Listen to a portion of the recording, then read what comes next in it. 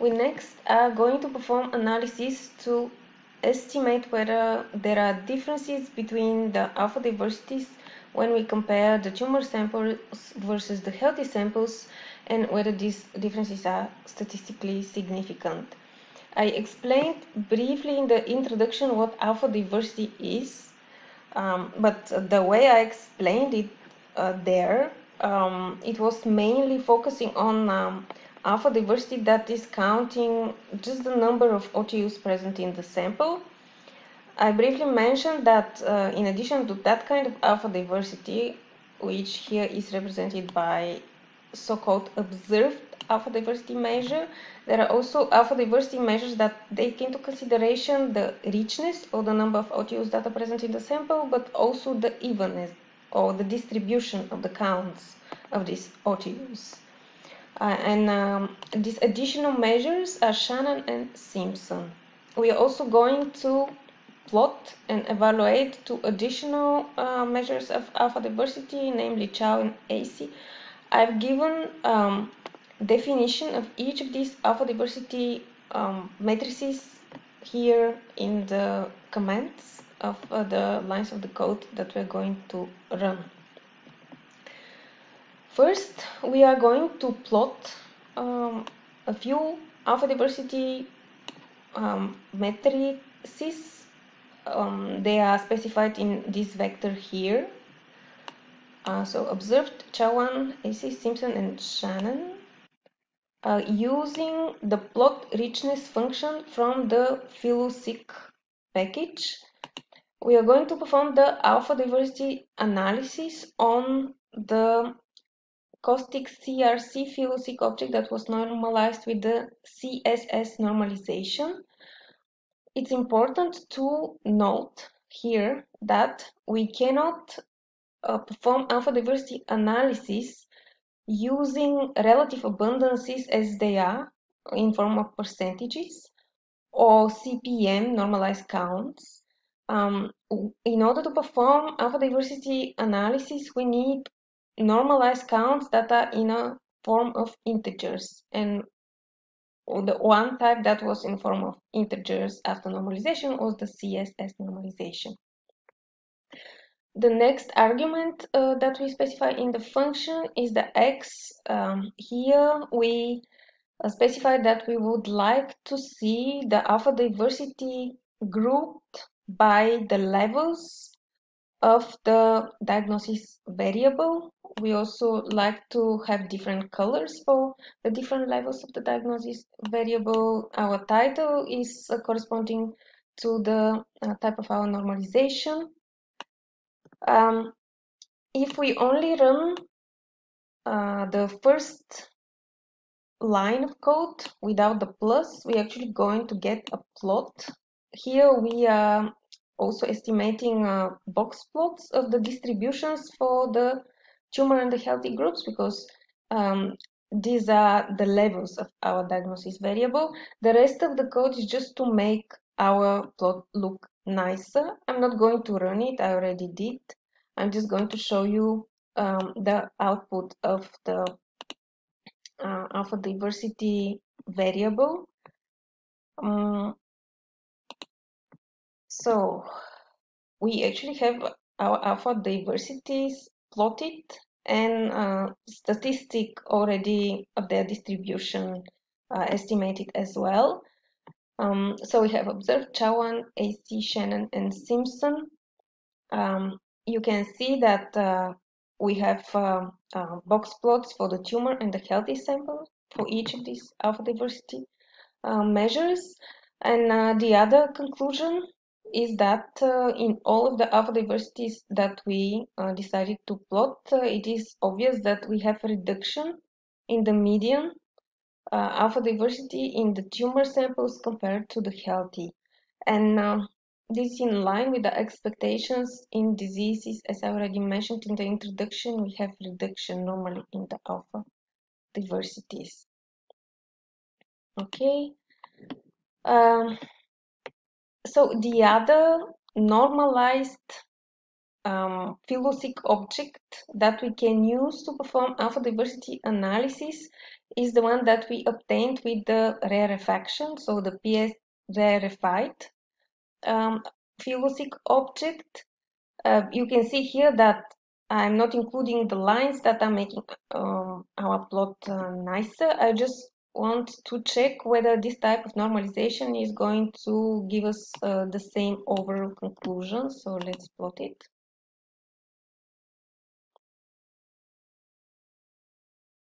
It takes a while because the function, it calculates the distributions and then at the same time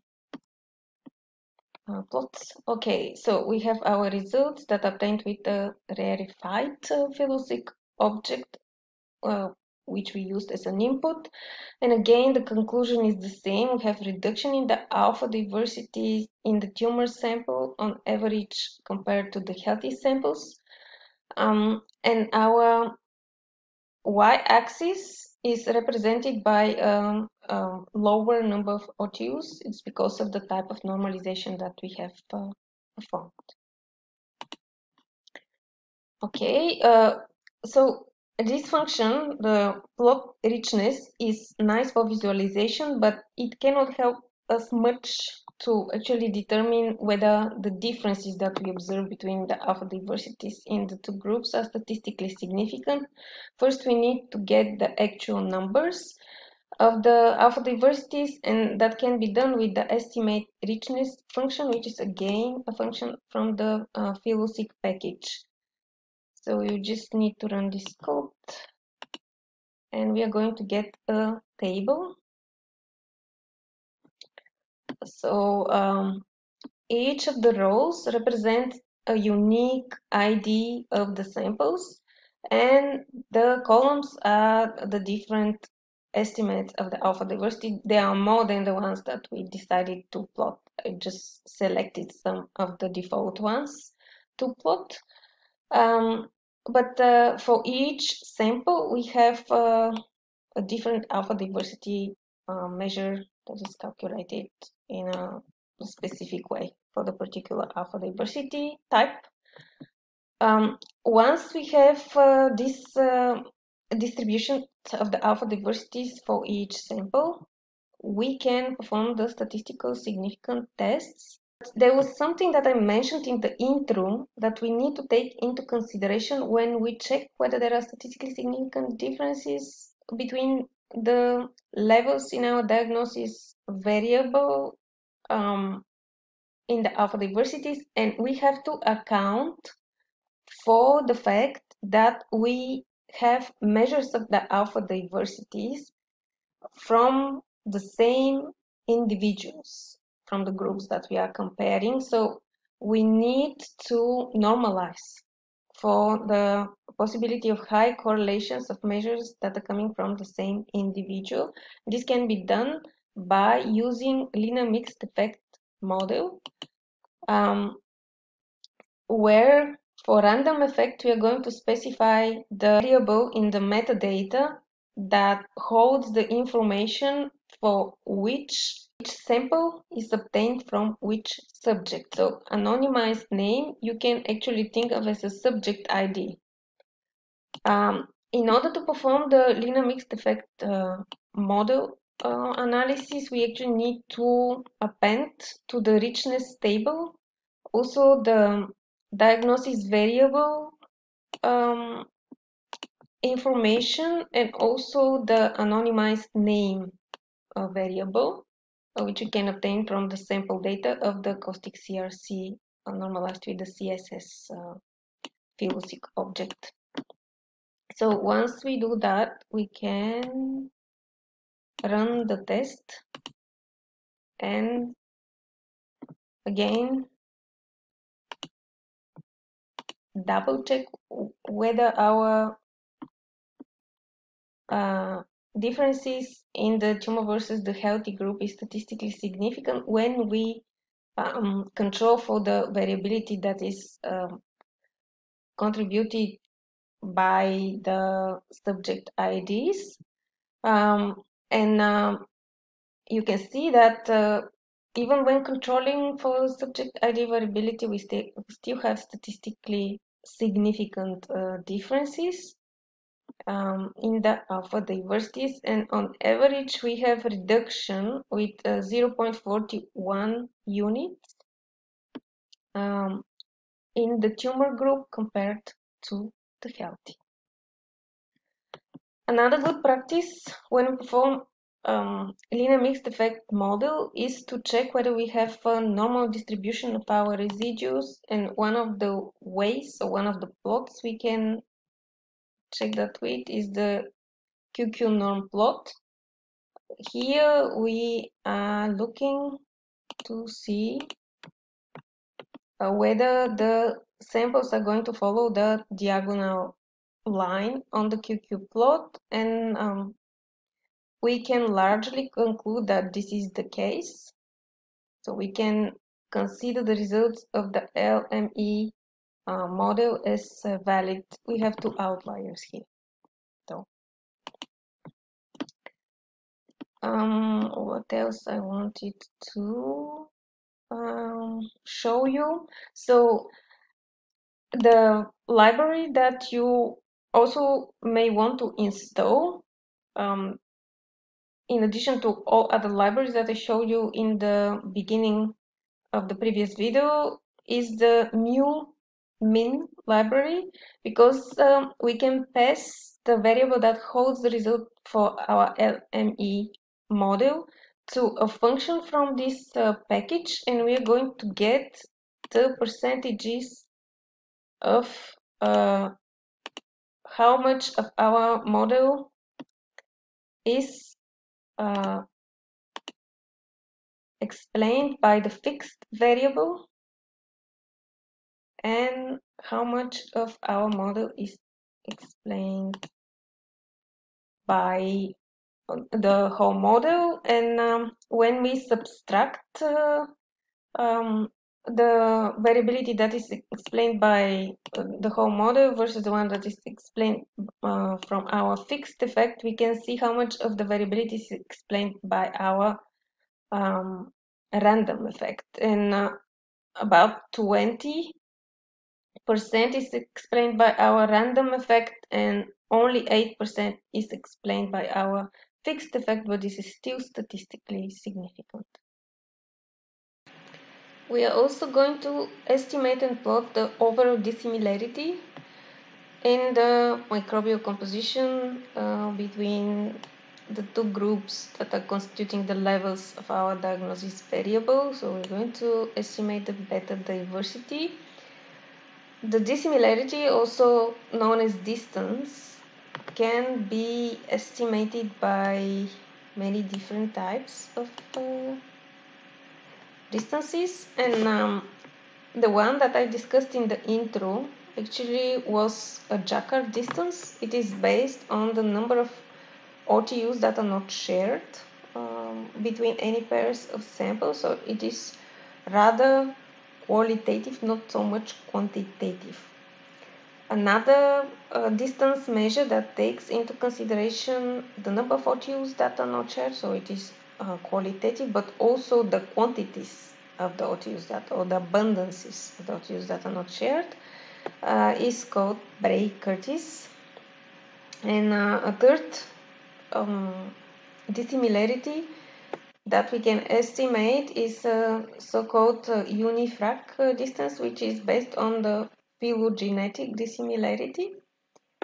We are not able to estimate the phylogenetic dissimilarity because we do not have phylogenetic tree or a genetic relationship between the OTUs in each of our samples. But if we had it, we could have estimated that kind of dissimilarity as well. In addition to various types of dissimilarities or distances between our samples, we can also use different types of ordination to plot these distances.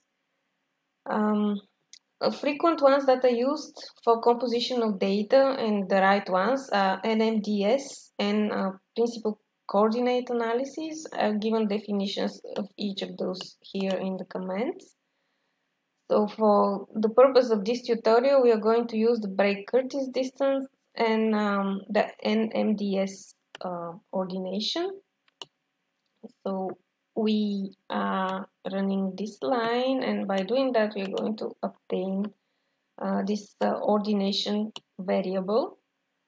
We can use it to plot the similarities between our samples on a 2D plot. And I've also added some additional functions here to make it look a bit nicer. And when I do so and run the variable that holds the information for this plot, this is what we get. So it looks nice. We have NMDS1 on the x-axis and NMDS2 on the y-axis. We can see that there is sort of grouping of the healthy samples that are labeled with red, and the tumor samples that are labeled with blue. The separation is not huge though, so there is some overlap. Similarly to the analysis that we have performed for the alpha diversity, here we are also going to check whether we have statistically significant differences between the levels of the diagnosis variable in terms of beta diversity. And we are going to use Adonis2 function from the vegan package. For this function, as a response variable, we are going to have the Bray-Curtis distances. We are going to save these Bray-Curtis distances in the phi beta variable. Then we are also going to get a data frame of our sample metadata, and we are going to specify the diagnosis column of this metadata data frame as our predictive variable. We're going to use the default number of permutations, which is 999. And when we run this test, which I actually already did, we are able to see whether we have very high statistically significant differences, meaning very low p-value for the diagnosis variable that we are checking whether the levels are statistically significant or not. In terms of Bray-Curtis beta diversities, and the answer is yes. According to this test, we do have statistically significant differences in the beta diversities between the healthy and the tumor group. But in order to consider this test completely valid, we need to perform another test, which is called the beta dispersion. And this test checks whether we have homogeneous dispersion within the groups. So whether we have homogeneous dispersion within the healthy versus the tumor group. And then we can retrieve the analysis of this test with the ANOVA function. It might take a few seconds. My computer is a bit slow today. I think I have opened too many things at the same time. It's having a bit of a struggle to handle everything. But let's see what we're going to get. And we have statistically significant tests about the differences in the dispersion within the groups as well. And generally, the dispersion within the groups can affect the statistically significant results when we test for differences in beta diversities between the groups. So we need to take the previous statistically significant results with caution. And there is, again, the thing with multiple sampling from the same individual that we had. We still haven't corrected for that, so the test that we did here is only using the diagnosis variable, so we have not corrected for pair design. We can do this directly in the Adonis test by specifying the variable that holds the information about our subject ID as a strata, and we can rerun the test and see whether we are going to have statistically significant differences in the beta diversities or not when we correct for multiple sampling from the same individual. Again, sorry it takes a while for my computer to perform the analysis today, but please bear with me. We are almost there. One more line of code, which is actually additional information that I haven't specified in the R script, is to follow after the result of this test. Going to show at some point. We are waiting. I can sing you something if you want. Maybe in the next art tutorial. Okay, voila. We do have statistically significant differences in the beta diversities, even when we correct for multiple sampling from the same individual. And the tip that I'm going to show you now, so with the R-square, we can see how much of the model is explained by our diagnosis variable, and it is around 2%. And now if we specify the variable in our strata as a fixed effect variable in the model, we can actually get how much of this variable explains variability in the model. Let's do that. So we have the R-squared, and 77% of our model is explained by our anonymized name variable.